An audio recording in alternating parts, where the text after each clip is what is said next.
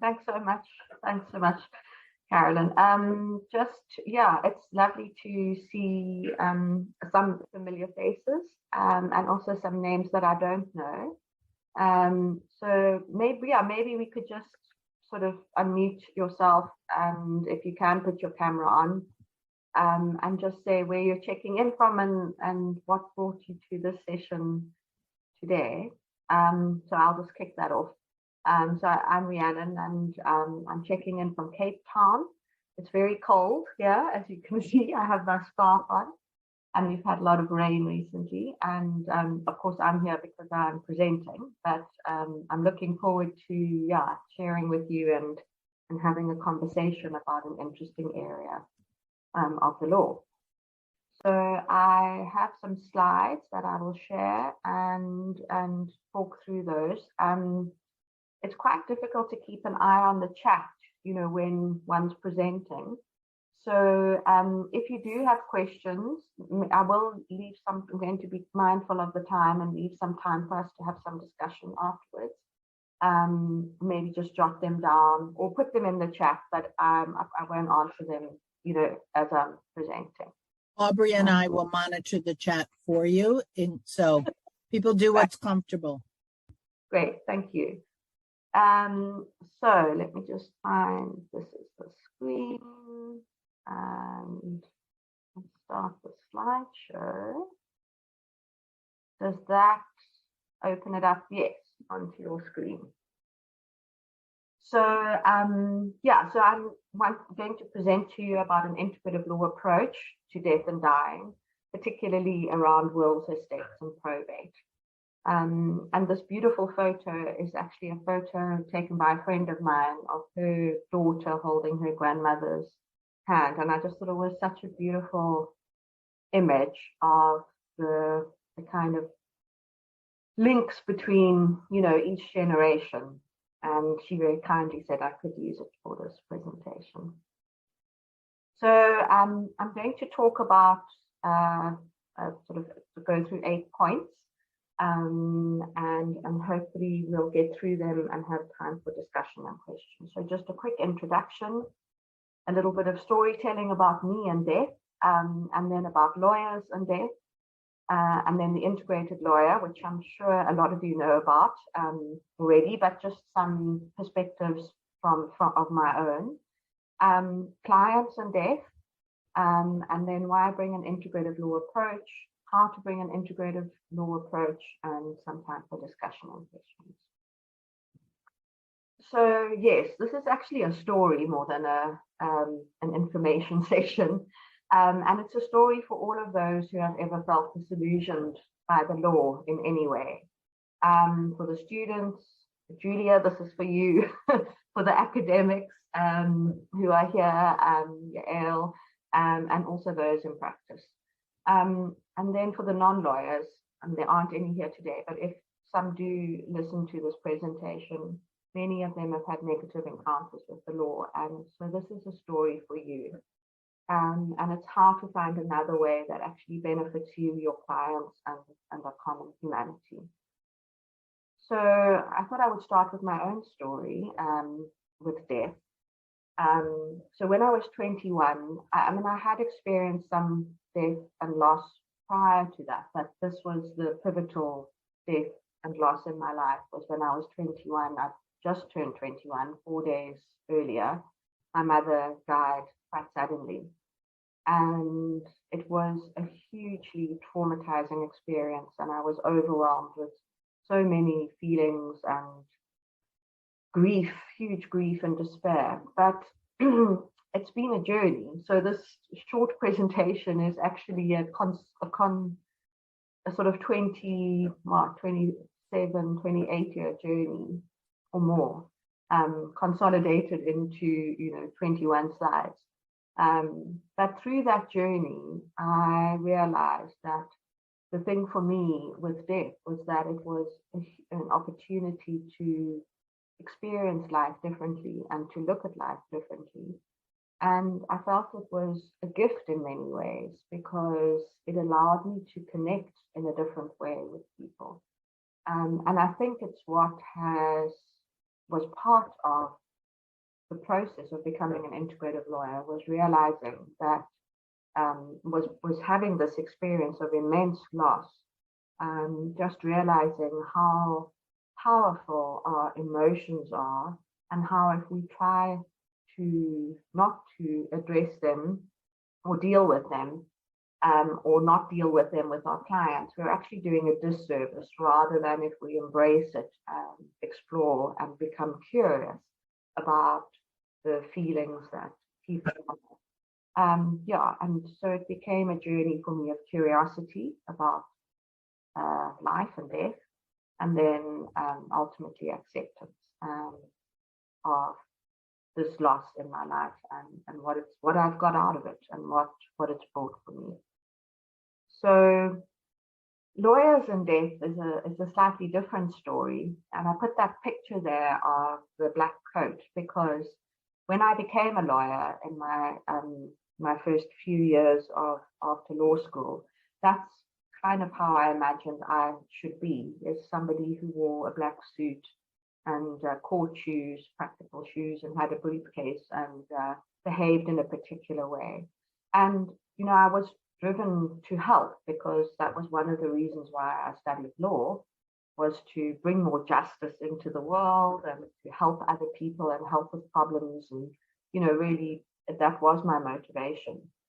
But what I see is that law school teaches lawyers, and we also have these assumed pictures of how lawyers are supposed to be, in how you help in a particular kind of way. And that particular way is very rational, very practical, and a problem solver.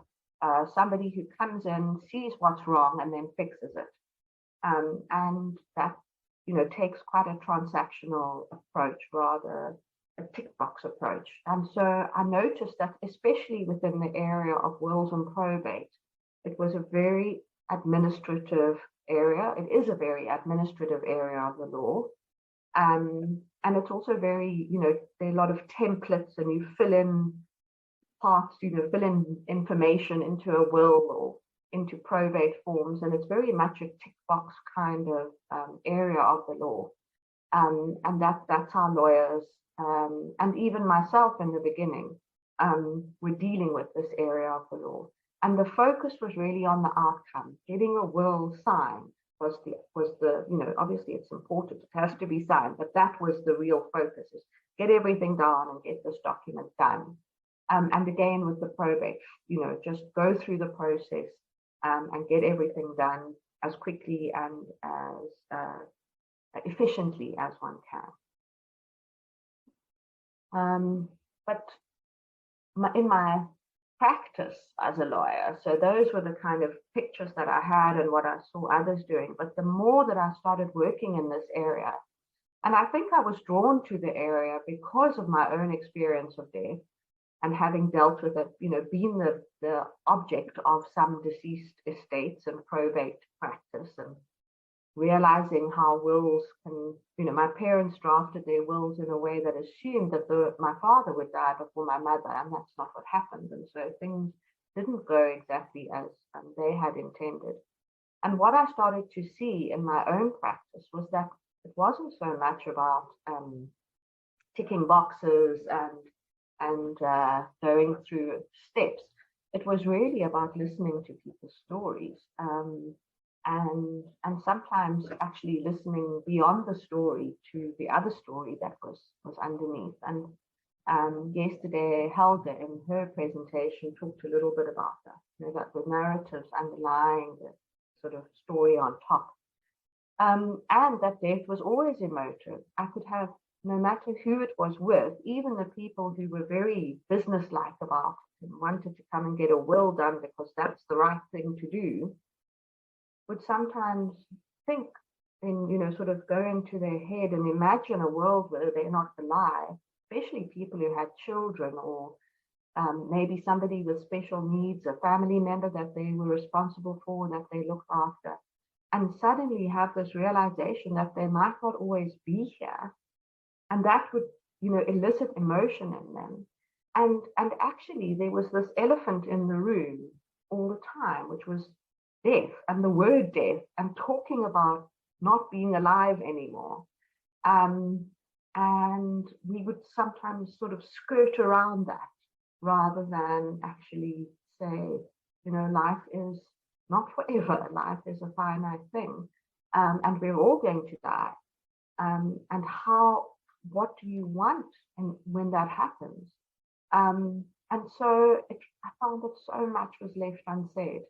And I'll tell you a little bit more about that particular aspect a bit later on. So my first exposure to the idea of the integrated lawyer was actually through this model of the integrated health professional, which is a model that was developed here in Cape Town for health science students at the University of Cape Town, and was a course that all health science students, it's a compulsory course, and all first-year health science students take this course and have been doing so since about 2003, I think. And how I became exposed to the model is that I facilitated on this course, and I was working in the area of elder law, actually, and looking at human rights and rights of older persons around public health, and so connected with the health sciences faculty, and then they wanted me to come and talk a bit about health and human rights, and then an opportunity came up to be a facilitator on this course, and I managed to talk the law faculty into letting me go into another faculty. And so I became part of this course. But it was really an eye-opener for me to see that one could teach, first of all these things. So you could teach things about reflection, teach things about empathy, that people could learn empathy and compassion, that it wasn't just something you're born with. And that interpersonal skills, one might have a skill or talent in that area, but actually these are things you can develop and learn. And then the capacity for self-reflection is also not necessarily something just something that you learn and can develop and grow. And so seeing from the law faculty where this knowledge dimension was the only thing really that we were exposed to, was all about the knowing and the doing, and very little about the being and becoming, and thinking, this is what lawyers need. We need to become integrated legal professionals. So that was my first awakening to that in about 2004. And actually, you'll see at the bottom of the screen, Lorna Alker's name there. She actually works with me now in Milkwood and she's a social worker, and she's gone back into private practice as a clinical social worker, and we offer services together. And it's such a beautiful circular thing that 20 years later, we're working together using this model, but in law. And so not long after, that was about 2004 to 2006. And then my journey was a lot about sort of thinking in this more integrated way and bringing values and all the, finding my own values and how those impacted on my practice. 2007, I started my own law firm, which was just a little, I set up a law firm. I sat at my desk and hoped the phone would ring and someone would have something for me.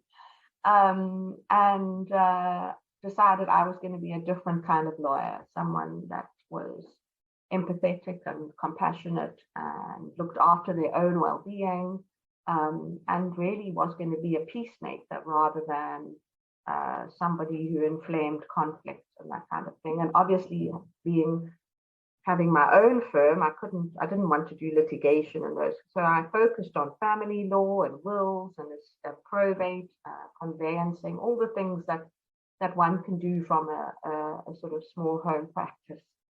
And then I went on a wonderful women's weekend through an organization. It's an American organization originally called Women Within.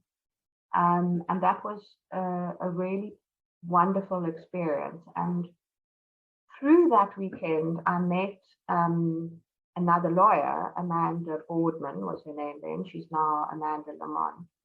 And she reached out to me and she said, I'm looking for women lawyers who are working on their own self-development. And I saw your name through Women with Them, and started telling me all about these lawyers and integrative law and the things that she'd heard. And then she said, and I'm going to bring Kim Wright to South Africa so that we can tell people about integrative law.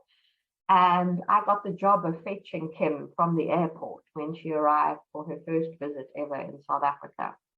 And so Amanda couldn't go. And so off I went to go and fetch this person who I had no idea really much about her, and picked her up from the airport. And she was very gracious. She'd just flown all the way from the US, and I was like, let's go for coffee. So off we went, and we went down to the beachfront, and we sat and we spoke, and I thought, this is amazing. This woman we're speaking the same language. We have the same views on the law and the legal system and what lawyers could do. And it was like a homecoming for me. And I know many people say that about meeting Kim, but it's like, she just makes you realize you're not alone. And it was such a profound experience for me. And Kim gave me a copy of her book, Lawyers as Peacemakers. And I was like, okay, so there is a place for me as a lawyer, and there is a place to bring a different kind of way of practicing. And actually, that was the point at which I gave myself permission, in a way, or felt I had permission to practice in this different way. You may have seen this diagram in some of the other presentations, but just to say that the integrated lawyer is a very multidimensional person or being who brings in all kinds of other aspects into their practice. And so, not just their knowledge. And this diagram really shows that. And I think for me, there are lots of different bubbles in this sort of collection that I connect with. And so I started to, I suppose, upskill myself, start getting more tools in my toolbox. And I think that it's all been part of the journey, but about, I started to look into learning more about values, learning more about systems, learning about mindfulness, about meditation, about well-being, about death, about different ways of lawyering, different approaches, conversations, how to have good conversations. So really just lots and lots of exploration and curiosity about how I could develop a different way of doing things. And so, on my journey, these have been very influential books. The very first book that I read about death and dying was the Tibetan Book of Living and Dying. And it was incredibly profound, actually, for me, and helped a lot to engage with the idea of death. And then I, read Kubler-Ross and her views on death and dying, which, from the 1970s, I think, a particular approach, which of course was being developed more and more over time. And then Atal Gawinder's amazing book, Being Mortal, which was just such a wonderful read. And then more recently, Catherine Mannix's book, With the End in Mind. But all these books have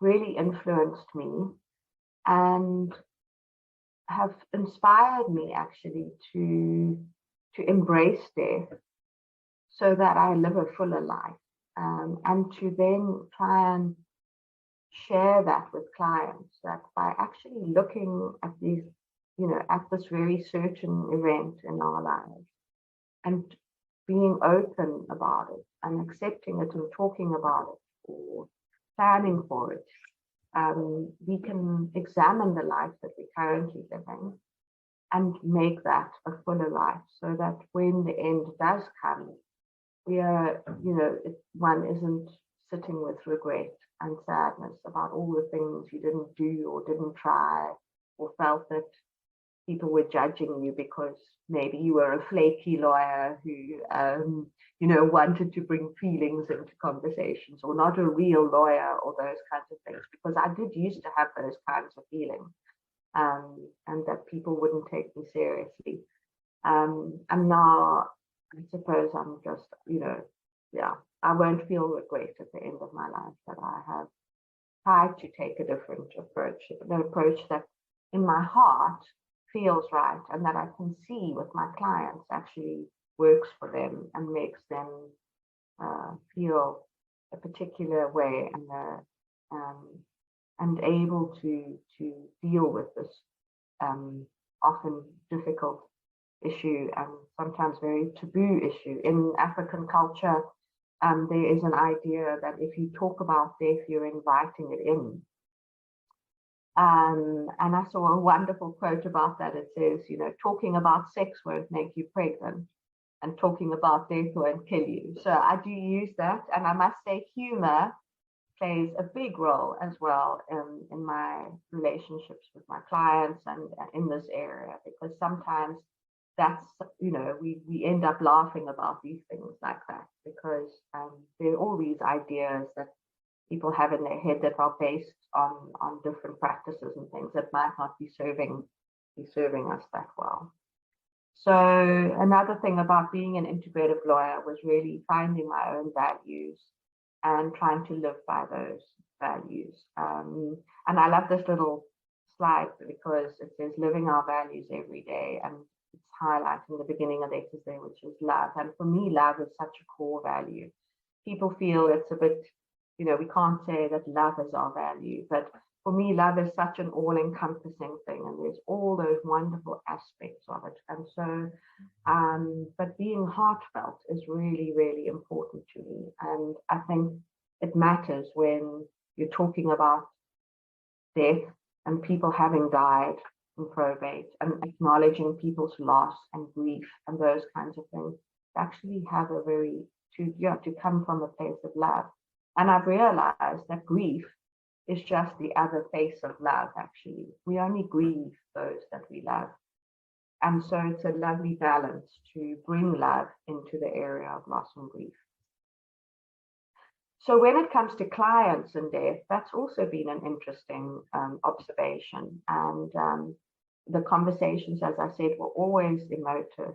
What I notice a lot, and I still see it, in my consultations with people, is people talk about if they die. So if I die, da da da da da.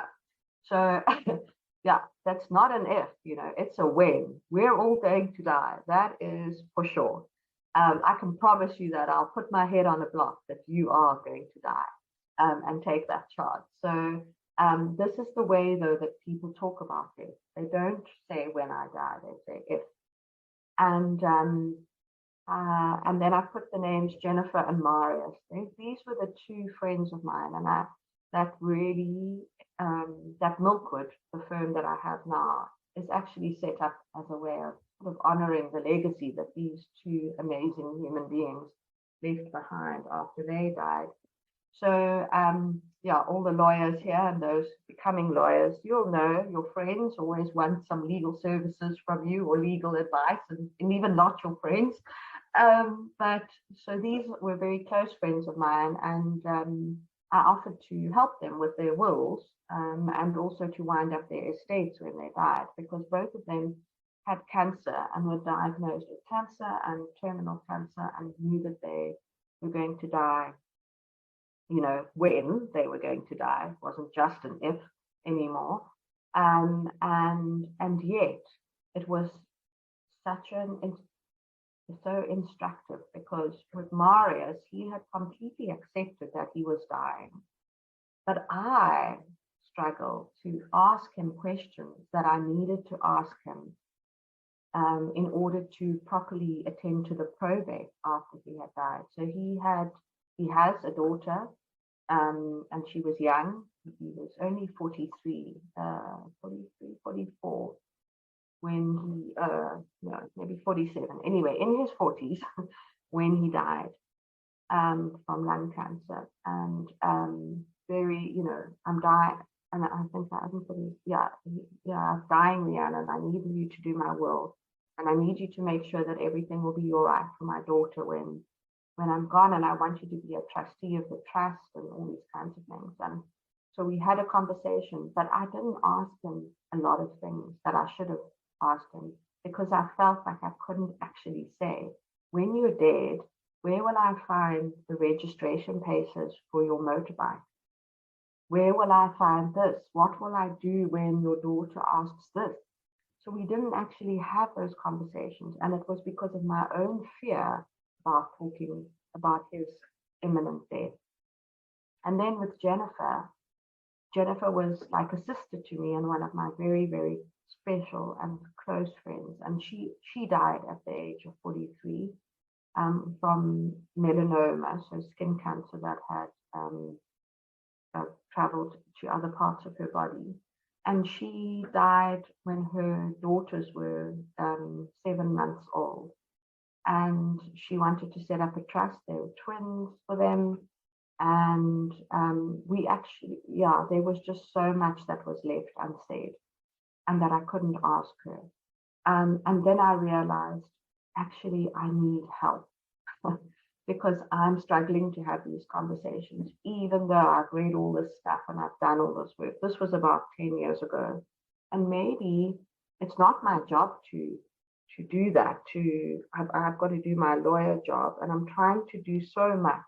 Maybe I need to get help from another person who's more able to have difficult conversations. And that was when the idea of collaborative, and I'd heard about collaborative practice through Kim and that kind of thing. So to have a collaborative offering and work with a bereavement specialist or a death doula who could actually do that conversation in a very compassionate and kind way, and who had the experience of finding the story beneath the story. And I've found with clients where, it's a different story where death is certain or close. So with older clients, somebody who's in their 80s or 90s, the conversation with them is different to the conversation I have with someone in their 30s, even though death may not be closer, because of course the 30-year-old could walk out the door and die, but we feel as if it's closer because they're older, or they feel as if it's closer. And then those where death is certain, like Jennifer and Marius, who were told, you've got 3 months to live, get your affairs in order, because that is, we don't have any hope and there's no more treatment that we can give you. And what I saw is that because I wasn't able to kind of have these good conversations, their worry and stress levels were very high. And they didn't have the peace of mind that they could have had if a good conversation had been had. And I've got this picture here of a plant. I have these plants around the house and in my office, and it's such a wonderful tool to explain the complexity of what's going on underneath. So on the top, you can just see a few leaves and everything looks so green and it's very beautiful. And underneath there's some other little leaves trying to grow out, and there's all those roots. And so I use it sometimes to explain to people like what's going on underneath is often much more complex than what we see on the surface. So this is a wonderful quote for clients in death and for me, and it's kind of the thing that I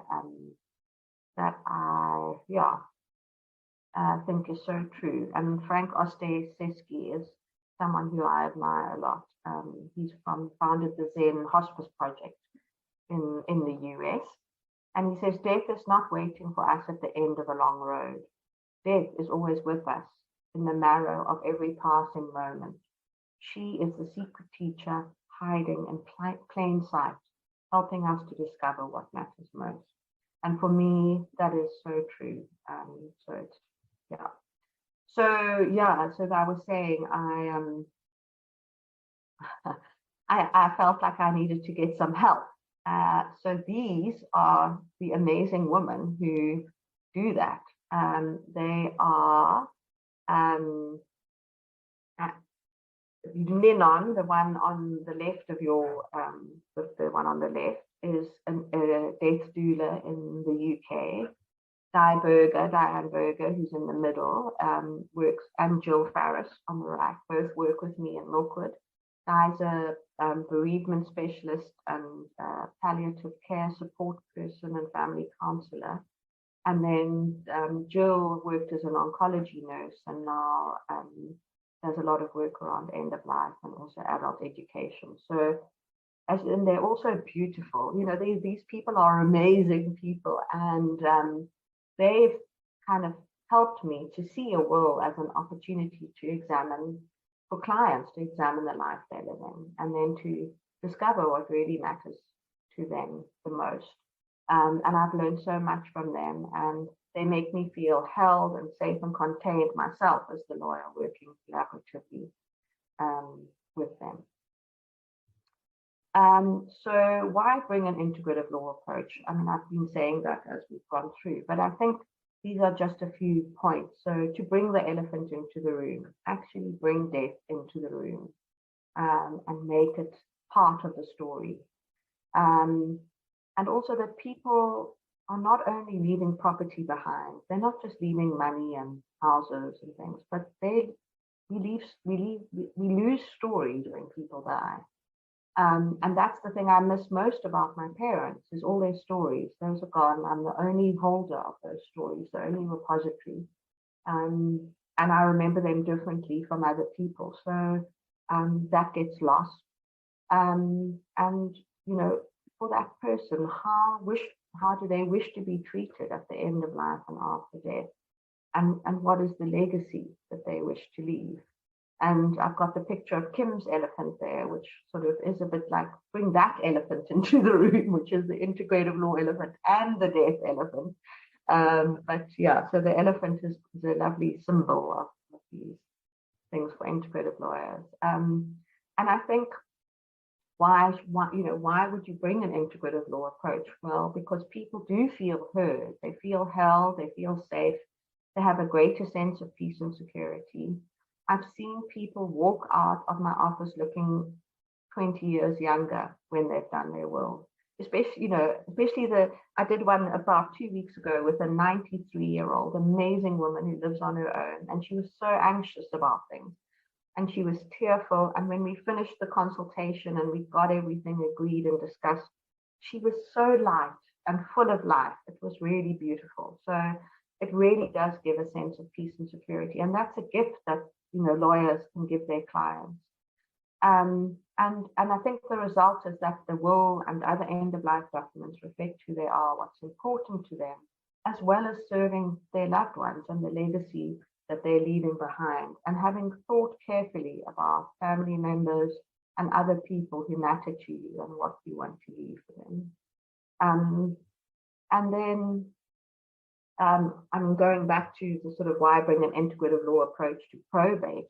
It's kind of almost a whole nother talk, but it's again about giving people this being heard, feeling held, feeling safe during a process which for them is very alien. It's very intimidating. It's something they don't know. There are a lot of words they don't understand. There are advertisements that have to be done. Documents, and what's a liquidation and distribution account? What is that? What an account? There's all these questions that the lawyer just takes for granted because you're just going through the steps. And so I think there's being able to really explain these things and be open and containing and asking about the person who died, rather than just saying, well, how old were they? When were they born? What was their full name? Where was their mother born? Where was their father born? Are they alive? Are they dead? It's kind of tell me a story about this person, and sort of building in the stories. So just at the end is sort of how to bring an integrative law approach. And so I've asked a few questions to say, what could you do? Could you perhaps maybe do a different kind of process to the one that you're doing? I know that I've changed my process in many ways. collaborative offering. For me, that's been such a gift, as I said, working with other people and offering it something collaboratively, shifting the focus, maybe not starting where you start or starting at a different point to where you usually start, asking different kinds of questions, and also allowing a space for reflection for oneself, and also for clients, and giving them time to process as well. And these 5 questions I send out with my will questionnaire, which says, do you have a house? How much is it worth? Do you want to leave this and that? And, do you want to be buried or cremated or whatever? Those kind of standard questions. I also sent out this getting to know you form, I call it. And it asks what is important for us to know about you, or for me. It depends who I send it to, if it's just me or if it's us working collaboratively. What is most important to you? What is worrying you most? How can we best support you? And what are your top 5 values? And gosh, these make for the best reading. So it's like the best part of the job, actually, is reading those and hearing what people have to say, what their answers are to those, and then exploring them sometimes a bit more in the consultation. And I must say, it does take clients by surprise when I say, so tell me what's worrying you. Now, I think you'd ask me that. And then this whole thing comes off, before we get to who are you going to leave your estate to. So those are really, and those questions I've developed together with Rhiannon, the death doula, and I'm sure there are other questions and more questions, but we didn't want to overwhelm people too much. Some people don't answer them at all. Some send me 5 pages. Some, just 1-line answers. It's really fascinating and interesting to see how people engage with these. And then I think another way of bringing an integrative law approach, this is more for the probate really, is to put people first. The process, the admin, all that stuff, that's second. People first, the person that you're dealing with, the executor, the family, just realizing that this is something, they don't go through probate very often. I go through it quite a lot. I've got all the files sitting here, trying to manage them all. And it's very easy to become a bit cut off, I think, from what's really going on for the person who's going through that process, and the family. And then acknowledging grief, just bringing it into the room again, acknowledging that people are grieving, that their brain might not be functioning as well as it normally functions, or usually functions, that they may be behaving in different ways. And I think Helga's talk yesterday as well about trauma was so helpful, because acknowledging that these people are actually traumatized sometimes, oftentimes, most times. I was traumatized after my mother died. I have actually a blur of about 2 to 3 years after my mother died. It really is a blur. There are many things I can't remember. And I think that is trauma. That shut off that part of remembering. And Helga said, why would we remember the things that we think are going to kill us? Why would you remember?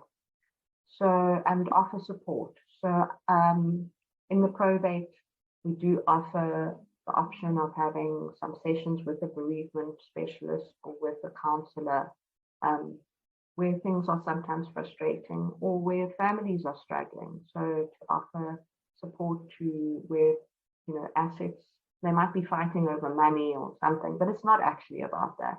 Not really fighting about the money. So to offer support and to find out what's really going on and how to help with that. And then in probate, I think it's so important. There are so many terms that lawyers take for granted, using plain English and maybe even, adding visuals to the documents that you send, acknowledging that somebody has died, that there is loss and grief, and then trying to explain this very sort of legal process in a way that's accessible. And to communicate openly and personally and be a real person. I had somebody come last week doing her will, I'm not dealing with the probate. Her son died of a heroin overdose. He was addicted. He was prescribed OxyContin actually a few years ago in the US. Very successful person, you know. He had a skateboarding accident in his mid-20s. Prescribed OxyContin, then moved on to fentanyl, and then finally overdosed at the age of 31 on heroin, and left his 18-month-old son and wife behind. And she came to do her will because he didn't have a will, and his estate is a mess. He had cryptocurrency, and I don't know, this sounds like a total, like, you know, where do you find cryptocurrency? It's worth millions. So total nightmare, and she came, you know, to do her will because she realized what a mess it was for everyone, that he hadn't had any plans in place. And just to kind of, you know, see her and be personal, and I gave her a hug and said, I'm so sorry, you know, just that actually made all the difference, from her kind of coming into my office and me being very reserved and not connecting with her. And it really touched me how this mother of 4 boys, so that this was her oldest son, is trying to, you know, do something right out of all this trauma that she's going through for her children, so that when she dies, there won't be this mess that's been left behind. And to feel that I have a part to play in that, and that I'm allowing people to access a service that actually feels meaningful for them rather than just a formulaic process, really gives me a lot of purpose, and makes me want to practice law rather than to give it all up and say, I don't want to be part of that system and work with those people. So lastly, we're almost at the end. So just at Milkwood. So Milkwood was, born out of Jennifer and Marius and the desire to do something that would honor them, and bring a heartfelt, purposeful approach to law and collaborative, and just do things differently. I hope that it's inspired you to maybe do something a little bit differently in the way that you do. And if you're already doing things differently, to add something to that, or change something, add something, I don't know. So we're at the end, time for discussion and questions. There's all my contact details, and I'd love you to stay in touch. And I mean, I could talk about this for hours, so I've been very good. I've kept myself to the time. But there's so much to say and so much to share. So if you would like to talk again, I would love to do that. And please reach out to me. Okay, I'm going to stop sharing and see if there are any questions. Well, I have a question, Rhiannon, that I didn't hear you address, and which, I mean, we could say a little more about your understanding of death doulas, because I know I hadn't heard about it until one of our students who took the integrative law class just was fascinated by it and wrote her law review article on it. But I also was hoping you would say, what is a death cafe? What do you do with those? So would you add those pieces of how you work with those people and open that up? Because I know they're cutting edge new ideas. So the death doula is a sort of, actually midwives were the people back in the day who not only attended to people at birth, but also at death. But then death became a very lucrative and medicalized thing. And funeral parlors were set up, and there were all these things you had to do and embalm a body. And so there's a whole history around that. But what happened is death was taken out of the home in a way and somewhere else, and medicalized. And so there's been a resurgence of people training without doing the midwifery of the full, birth and death, but sort of focusing on the death. And doula is a Greek word for, I think it's companion or friend. So a death doula is someone who accompanies a person towards the end of their life and through their death, and often afterwards attending to the body of the person who's died and also the family. And so Rhiannon is someone in the UK. She's part of an organization called Living Well, Dying Well. And they train people to be death doulas.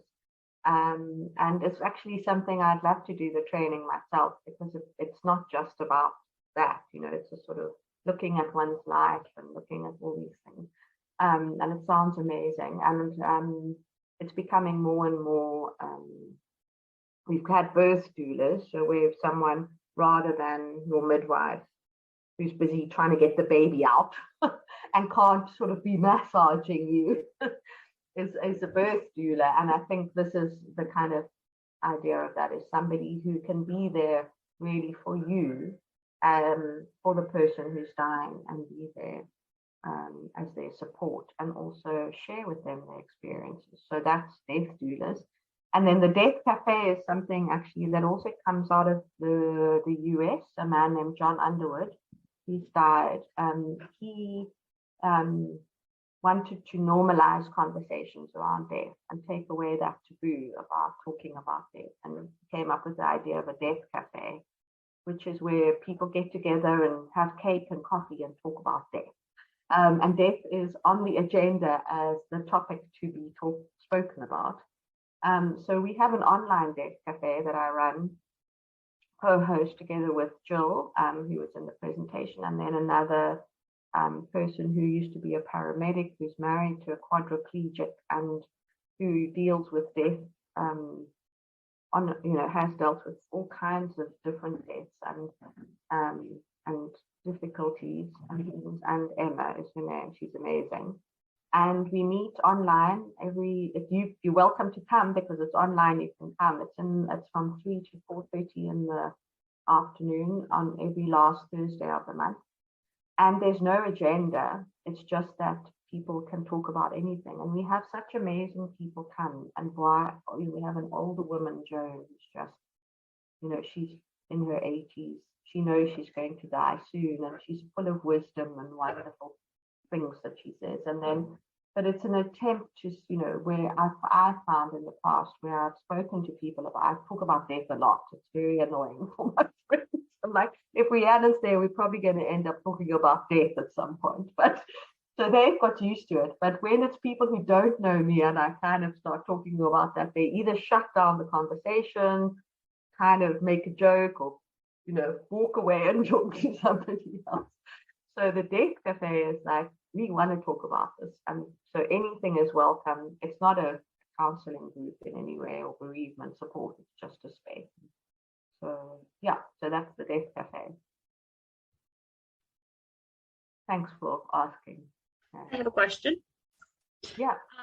So in talking about death and getting people together to create their end of life documents, I would imagine that, yes, very emotional, but maybe that is represented in some sort of aggressions with some families. I don't know. I'm picturing my family and having this discussion. There would be, loud movements and voices. And I'm just wondering, do you feel like you need to have some sort of like social worker or something present as well to help them actually tackle those feelings? Or just in having this discussion, do you feel like it's healing? Do you ever feel like it gets out of hand and you need, help with it?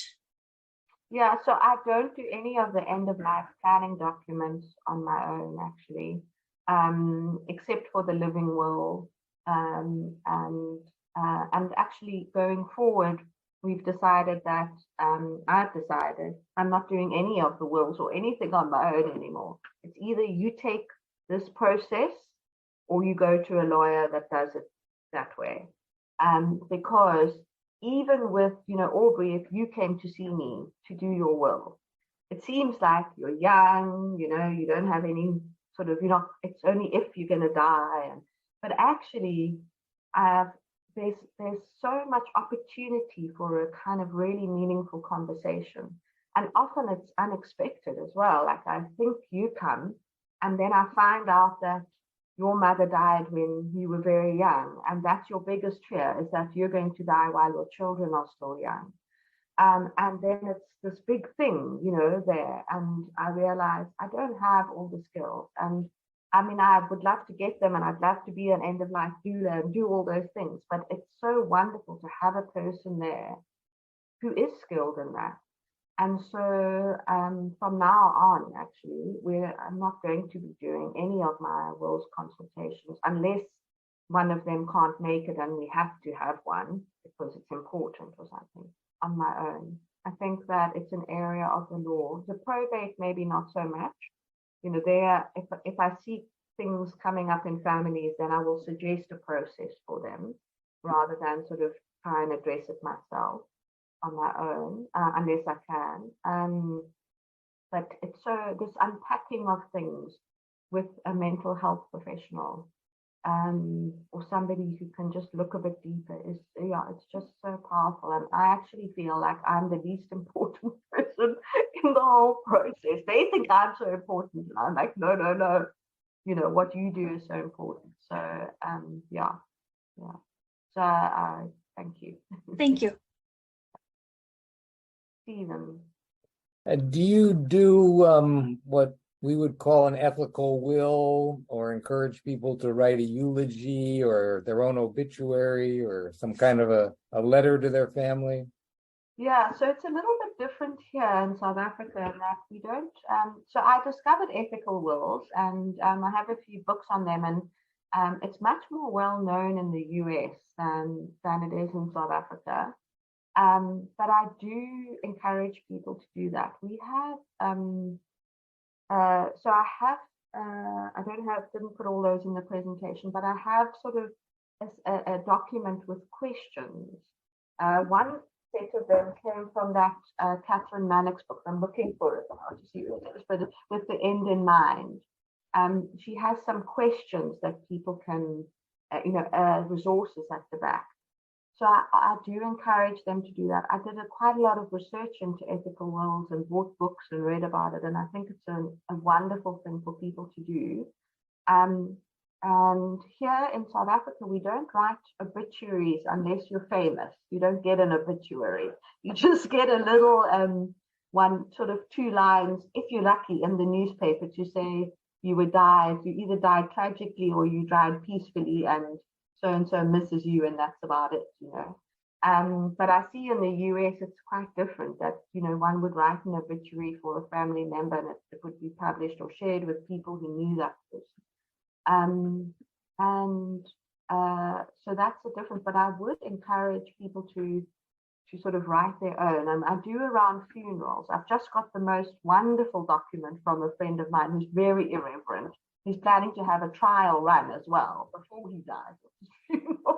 So he sent me all the wishes, and it's all the music that's going to be played. It sounds completely wacky and wonderful.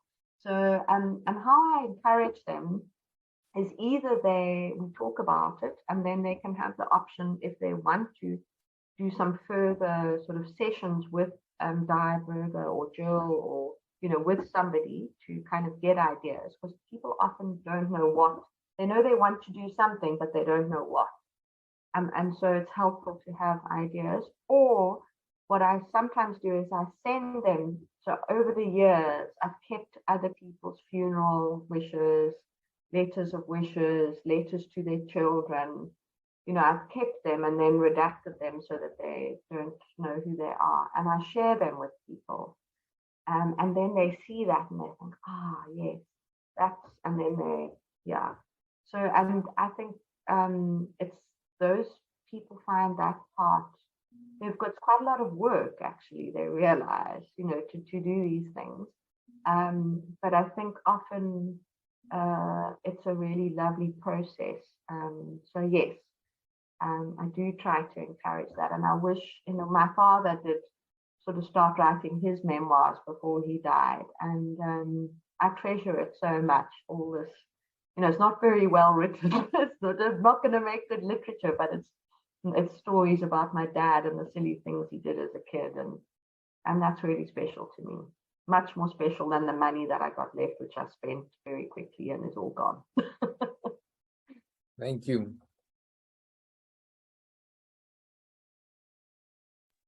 I have two thoughts that prompted by your question, Stephen, and I'm sure you've seen this with your many years in this area, but our dean's nephew died, I would say, within the last year, and he was probably a man in his 40s with young children, and he fought cancer a long time. And she shared with us, when he did pass, we knew she was dealing with that, and it was very hard.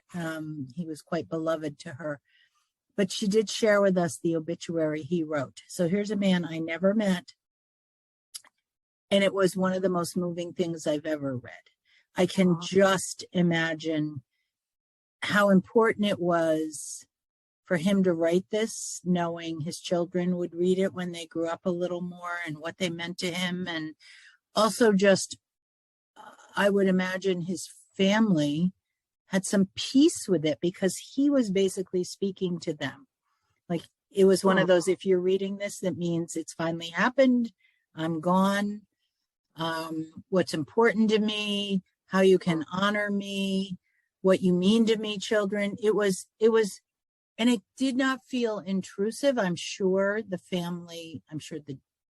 dean got permission to forward it to all of us. And it was important to them that the world knew what he was going through, but it was gorgeous. And I don't know, I haven't asked her the circumstances, whether this was his idea, whether somebody was encouraging him to cope with his increasingly imminent death, but it was really beautiful. So your words, your question, and your answer brought that back to me. Don't know if other people have read obituaries that the people clearly wrote themselves, but it's got to have been incredibly healing. And I've been thinking about it for my various family members ourselves.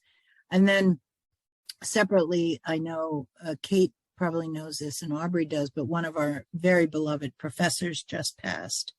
And we knew he was ill. And we knew he had to step down and retire, and he had retired rather abruptly.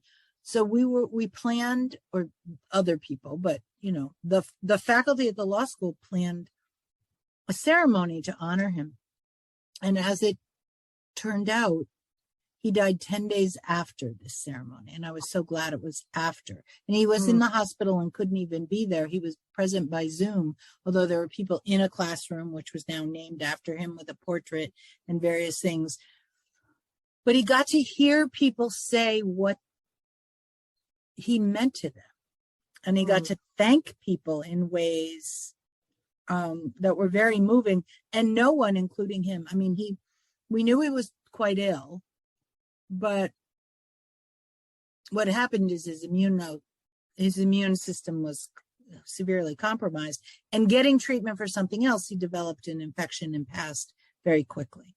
So nobody did this thinking, well, we'd rather tell you now than just say this at your memorial service, but it functioned that way. So your idea, Rhiannon, of one of your friends who wants to do a trial run, it's partly to see what would it feel like, but I can imagine also just how nice it would be to actually hear what you mean to other people, as well as telling them. So they're like two pieces of the hat. Honor each other enough and tell people, what they mean to us. So there is a move, actually. I read an article in the Guardian about people who are having their funerals before they die. Because often, we'd want to hear what people have to say and be able to thank people. I just found the letter, this thing from Catherine Mannix. Let me see if I can open it quickly. So she has this ideas for a legacy letter, or to be read after your death. But so I shared this with a couple. And they decided they would write one of these letters every year at the end of the year to their children, so that when they die, their children would get all these letters of these things. And it wouldn't just be one letter after they died. But it says, dear so-and-so, I want you to know that I have always appreciated ... what I particularly love about you, and then you fill it in. I hope you have forgiven me for something. Please don't worry about, you fill it in. And then when you think about me, I hope you will remember for your future, what I wish for you is, and thank you for being an important part of my life, and love from. So that's from Catherine Mannix. And then I've added some other things like what I have learned from my life, what I have learned from you, the values that I have always used or believed in, and my favorite memory of us. So that's kind of one of the documents that I will send to people, and I encourage them to do something like an ethical will. Gorgeous. I know Aubrey had her hand up, but there is a question from Julia in the chat. Would you like me to read it, Rhiannon, or can you read it? Yeah, I can see it. Okay. Hi, everyone. With regards to actual documents and actual will, do you then use the same procedure as a conscious contract? Do you do diagrams or suit them best? I still follow a legal format. Yeah. So no, I haven't included pictures and diagrams yet. So the thing about a will that is maybe you're not aware of, Julia, is it becomes a public document after it's been lodged here with the probate office, or with the master of the High Court, as we call that official. And anyone can see it. And so therefore I encourage people not to put their very personal wishes and things into the will, but rather to include those as an addition to the will. I don't use a conscious contracting approach. They could put pictures in, they could put visuals in, we could do that. I do ask them about their values. So often so for example, this woman who came to see me, whose son died from the overdose, she had written something in there about what she wanted done with her ashes in her getting to know you form and her values. And often I just take that and I create a little legacy letter out of what they've written. And then I offer it to them as a beginning of a legacy letter or something. Or if they say they would like to specify items for people and I put it in a letter of wishes, I then also include my top 5 values are, a few things, and then they often add to it.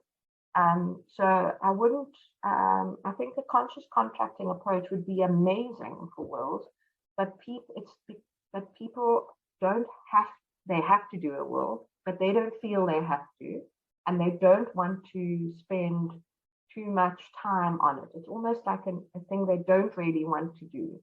So I have to try and balance that need to get this thing done and the difficulty of it with also bringing in a more holistic approach.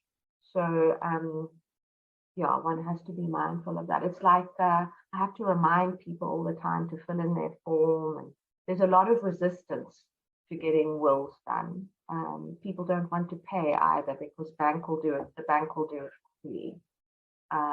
So yeah, so it's a difficult area actually of the law to bring a lot of integrative and different approaches in, but maybe things will change and people will be more willing to put work and time into such an important document, your last communication with the living world. Yeah. I hope that answered the question. I just want to jump in and thank you, Rhiannon. I need to leave for another Zoom, but I didn't want to leave before saying that you were correct. I was inspired, and I wish I would have met you 25 years ago. Thank you so much for being here, and please do keep in touch and connect with me on LinkedIn. Thank you so much. I would love to. Thank you so much. Thanks, yeah.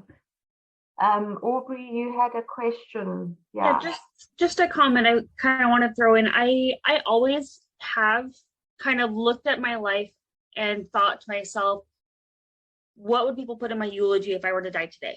And so I feel like I kind of base my life decisions kind of on how I want to be remembered in that way, which has always been kind of a morbid thought that I've had. But I love the idea of actually having a formalized process of writing these things down, because other people are going to have a different impression of me than what I would put in my own eulogy. So I love the idea of having a formalized process to be like, this is what I feel like I should be remembered by. This is the legacy I want to leave. And I've always thought it subconsciously, but have never thought about formalizing that. And I just love that idea.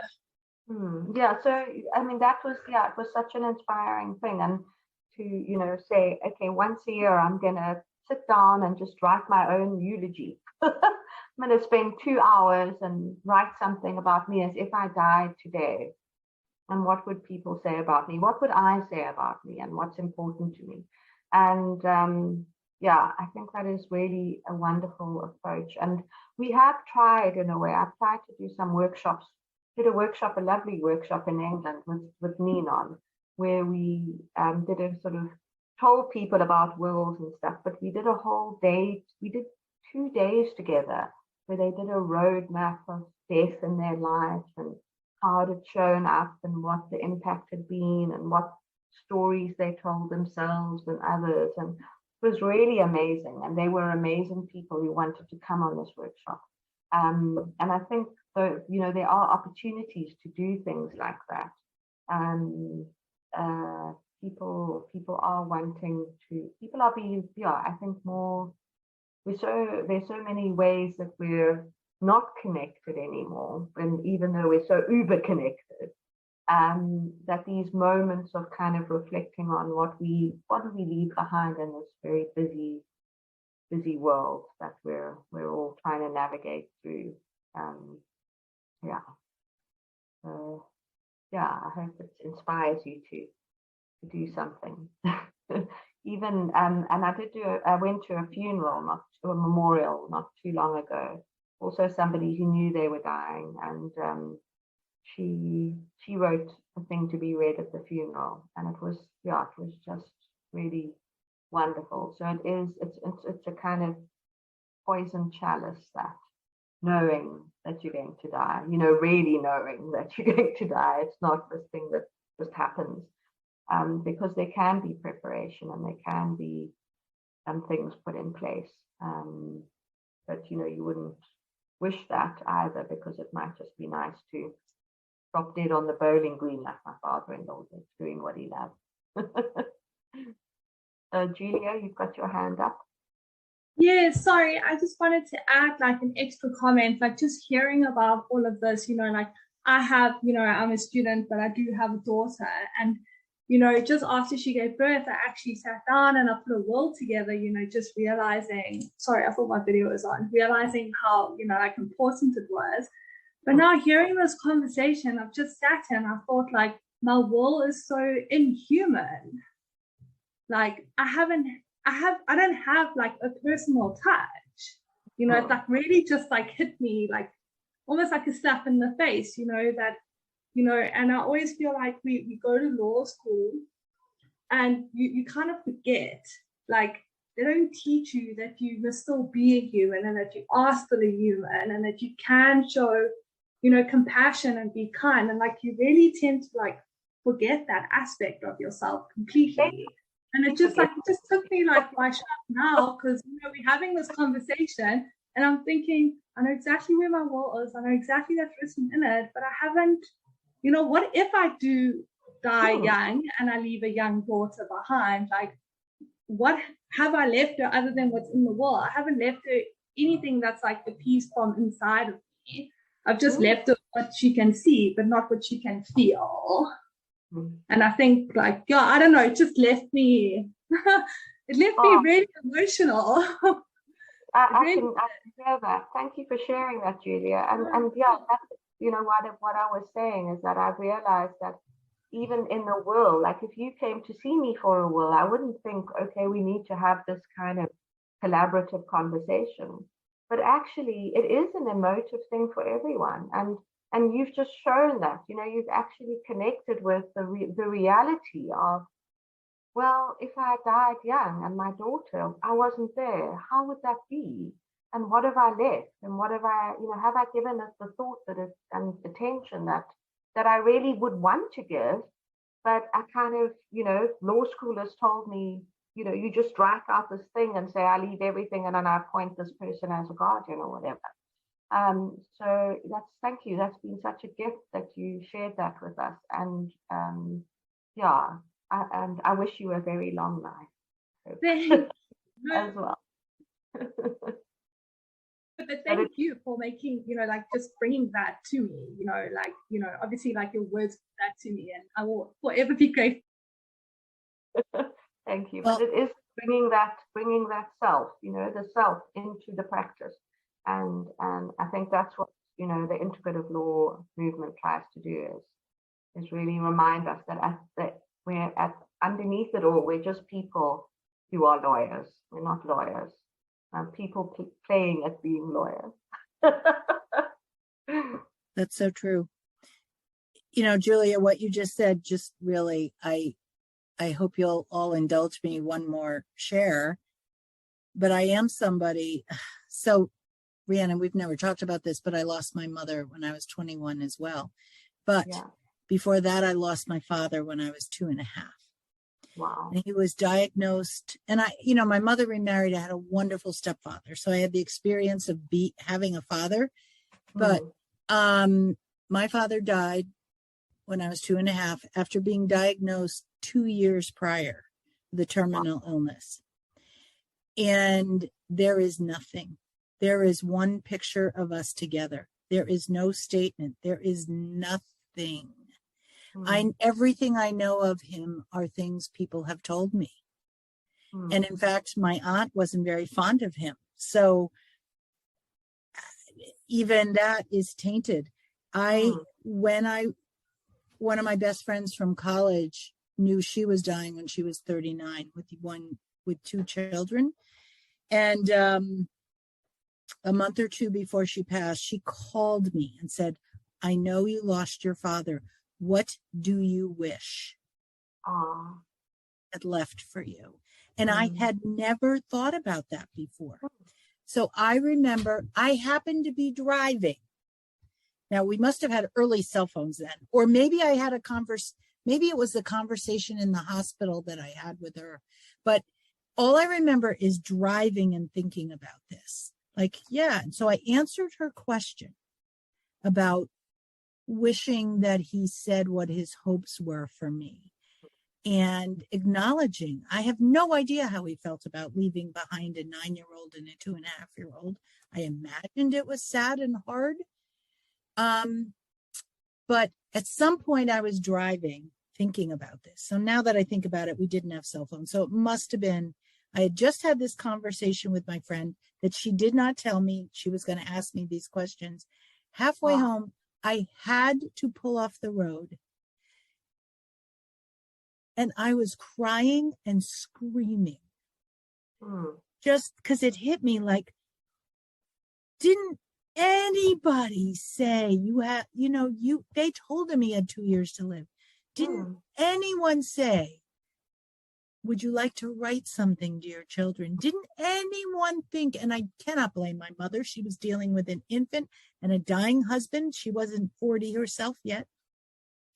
Didn't anybody even plop me in his lap and take pictures all the time? None of it. Not a thing. I know nothing of his hopes and dreams. And I realized, years and years later, because what was I like? I was 39 myself when I had this episode of and I just let it out. I said, why didn't someone do this for me? This gift would have meant the world to me. I do not know very much about my dad. And so I don't know how old your daughter is, Julia, but turn off this screen when we're done and write it. And I even called my friend back and told her how strong a reaction I had. And I know she did it. She made videos for her children. She talked to them. And I had not thought about that episode So that was probably almost 30 years ago that I had that reaction, let alone, you know, until we had this conversation. So I want to thank you all for it, because to this day, I haven't written a letter to my children, probably because I thought, well, they're grown now. They know who I am, but you know what? They don't know everything. And now I have young grandchildren. I'm going to send you I'll send you my form. So you, with the prompt. Yeah. Please do, because you can see I'm really emotional about this, because I just went back to feeling what I felt like when I knew I couldn't drive. I was sat by the side of the road at least 15 minutes screaming and yelling, damn you all. And then getting myself back under control. So I, you know, not just wipe my eyes, but my heart wasn't pounding anymore. And I'm sitting here with my throat constricted and my heart pounding, telling you all this. That's how strong a reaction I had. So what a gift to do this, Rhiannon. This is your opportunity to change that pattern, because what could happen is intergenerationally the same thing. I mean, you're not going, you know, they're not going to be 2.5, but however old they are, that it's gone when you're gone. The things that you want to say, and I also do sort of talk to people a little bit about that, about intergenerational kind of like actually fixing the traumas that we've experienced, you know, that for those going forward, and changing that dynamic. And I think it is when people have these conversations around death and loss, that's where people can really make transformative changes. Thank you for sharing that. Wow. Thank you for letting me. And to those of you listening on the recording, I'm totally, feel free to listen and get in touch with me, but I pass that on. And for the same reason, Julia, you made your observation. Between Jill, who I work with, her father died when she was 21 months old. So we have, you know, she has a connection. Both of yours. I mean, I was 21. She was 21 months. You know, I think also those experiences allow one to feel what it feels like, and then to bring that into your own practice. But it's not to say that if you haven't experienced great loss or death in, you know, profound ways, that you can't do this kind of work, because everyone can, because it's about connecting with our care and our love for those who are important to us. And we all have that, you know, all of us. There's no one who doesn't have that. That might be a good point to end on.